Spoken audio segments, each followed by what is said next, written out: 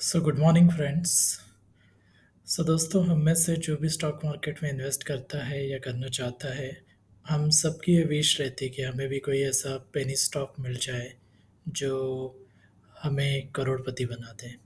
आए दिन हम ऐसी स्टोरीज सुनते आते हैं कि कोई स्टॉक जो 2 रुपए का, 4 रुपए का, 10 रुपए का हुआ करता था, वो आज 1,500, 2,000, 4,000 तक पहुंच गया है।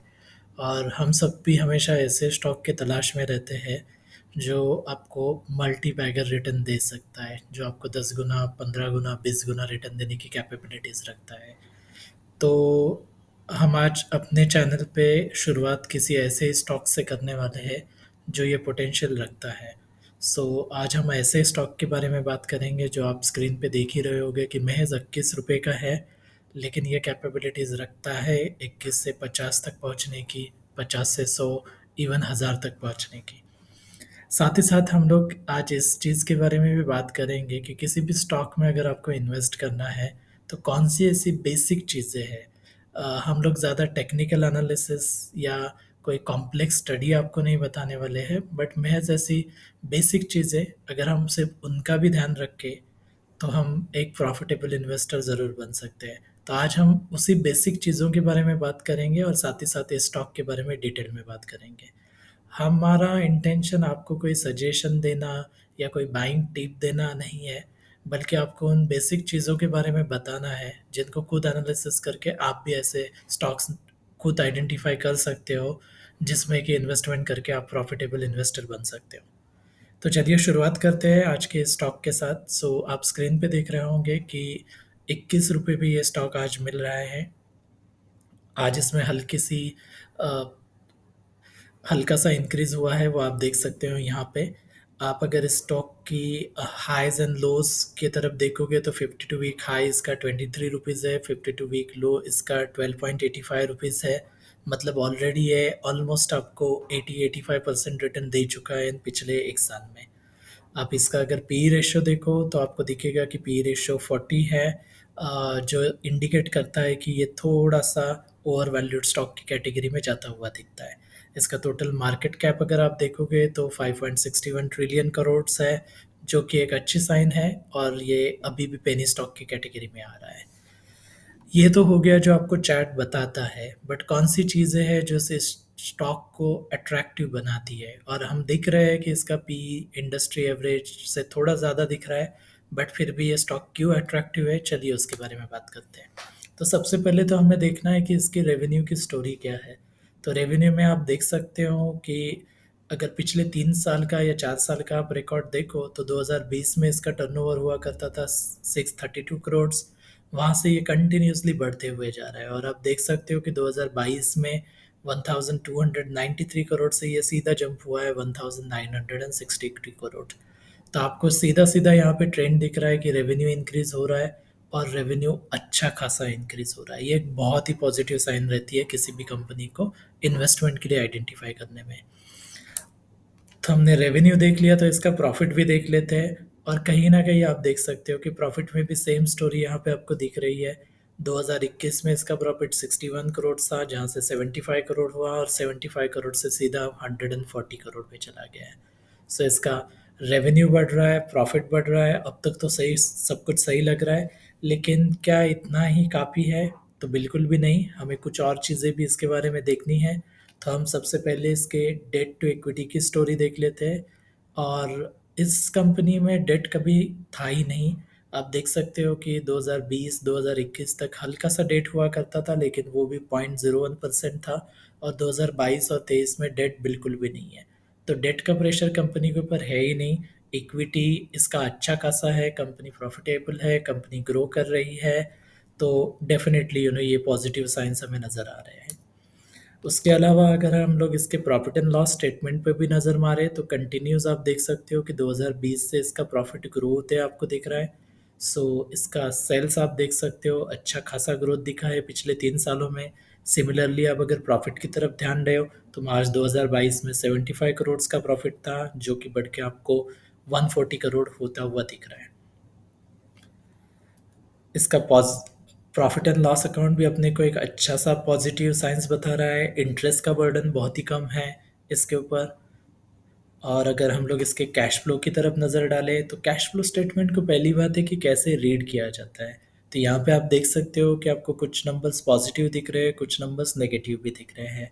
तो इसका ओवरऑल अगर आप नेट कैश फ्लो पे नज़र मारो, अगर जो लास्ट लाइन है उसमें, तो आपको कंसिस्टेंटली दिखेगा कि कोविड के टाइम पे 2020 में थोड़ा नेगेटिव नंबर दिख रहा है नेट कैश फ्लो का, लेकिन उसके बाद कैश फ्लो इसका पॉजिटिव ही रहा है पिछले 3 सालों में।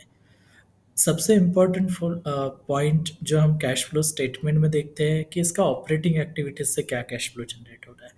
तो आप शुरू में अगर देखिए तो कंपनी ने, अगर मार्च 2023 की बात करें तो 113 करोड़ का ऑपरेट कैश फ्लो जनरेट किया है इसके बिजनेस में से।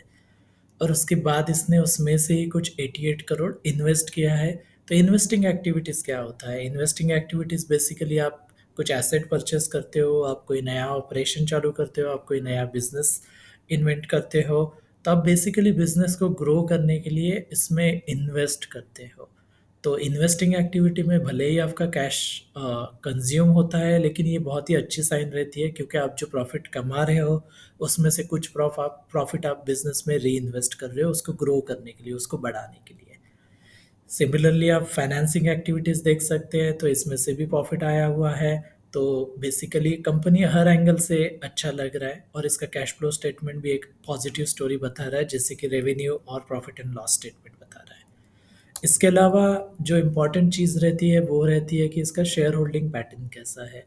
तो अगर हम लोग इसके शेयर होल्डिंग पैटर्न पे देखें तो प्रोमोटर की होल्डिंग करीब करीब 30% है इसमें।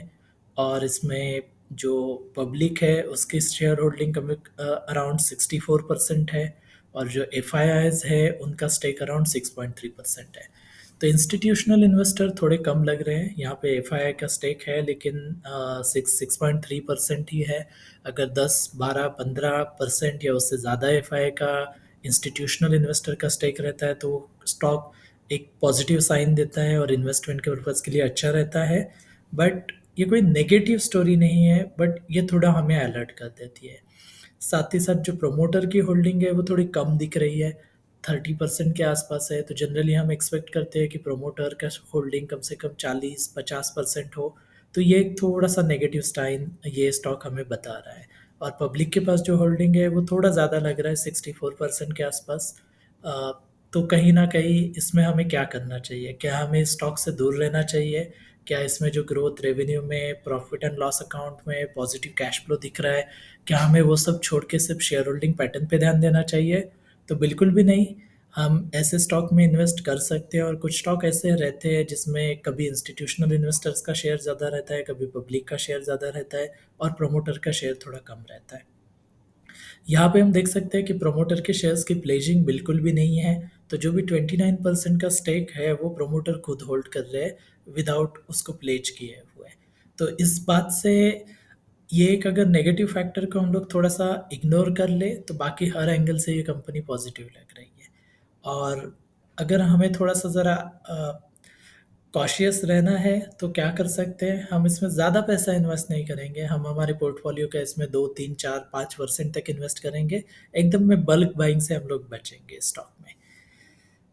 अभी ये तो बात हो गई इसके फंडामेंटल्स के बारे में। तो हमने इसका प्रॉफिटेबिलिटी देख लिया है, हमने इसका रेवेन्यू ग्रोथ देख लिया, हमने इसका कैश फ्लो देख लिया, हमने इसका शेयर होल्डिंग पैटर्न देख लिया।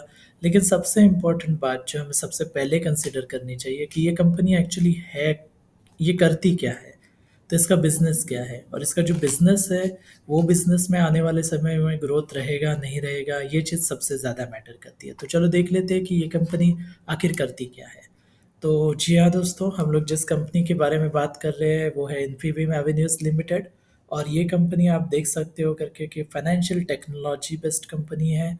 ये बहुत सारे सॉल्यूशंस ऑफर करती है, जो enterprise digital payment solution offer करती है। ये कंपनी सर्विसेज देती है बहुत सारे इंडस्ट्रीज़ को। ये कंपनी गवर्नमेंट को भी सर्विस देती है और इसका हेडक्वार्टर आप देख सकते हो गांधीनगर में है। तो डिजिटल टेक्नोलॉजी बेस्ड कंपनी है और हम सब जानते हैं करके कि इस सेक्टर में आने वाले टाइम में बहुत ज़्यादा ग्रोथ देखने को मिलेगा। स्पेशली डिजिटल पेमेंट, कोविड के बाद हमने देखा है कि एक एक शिफ्ट हुआ है। डिजिटल पेमेंट जो पहले बहुत कम यूज़ हुआ करता था, आजकल हर कोई वो यूज़ कर रहा है। तो डेफिनेटली जिस इंडस्ट्री को, जिस सेक्टर को ये कंपनी बिलोंग करती है, उसमें ग्रोथ पोटेंशियल बहुत ज़्यादा है और वही ग्रोथ स्टोरी हमें इसके फाइनेंशियल्स में दिख रही है। तो हर एंगल से ये स्टॉक एक पॉजिटिव साइन इंडिकेट कर रहा है एंड डेफिनेटली ऐसा लग रहा है कि इसमें इन्वेस्टमेंट करना प्रॉफिटेबल हो सकता है। 21 रुपीज़ का है, जैसे कि मैंने वीडियो के स्टार्ट में कहा था कि इसमें ग्रोथ पोटेंशियल बहुत ज़्यादा है और ये स्टॉक अब आने वाले टाइम में 2 गुना, 3 गुना, 4 गुना, 5 गुना रिटर्न भी देने की कैपेबिलिटीज़ रखता है। हमारा कोई आपको टिप देना दिया हुआ नहीं है। बेसिकली हम आपको ये बताना चाहते हैं करके कि फंडामेंटली, टेक्निकली स्टॉक को एनालाइज़ कैसे किया जाता है। सो जब आप सिलेक्शन करो, आप वो सिलेक्शन आप इन्हीं पैरामीटर्स को कंसीडर करके करिए और एक प्रॉफिटेबल इन्वेस्टर बनिए। So thank you for watching our first video. हम और भी नए स्टॉक के वीडियोस आप तक लेके आते रहेंगे और आपको अलग-अलग वेज़ बताते रहेंगे जिससे आप खुद अब स्टॉक को एनालाइज़ कर सकते हो और आप खुद भी ऐसे स्टॉक्स आइडेंटिफ़ाई कर सकते हो जिसमें इन्वेस्ट करके आप लॉन्ग टर्म में एक प्रॉफिटेबल इन्वेस्टर बन सकते हो। Thank you.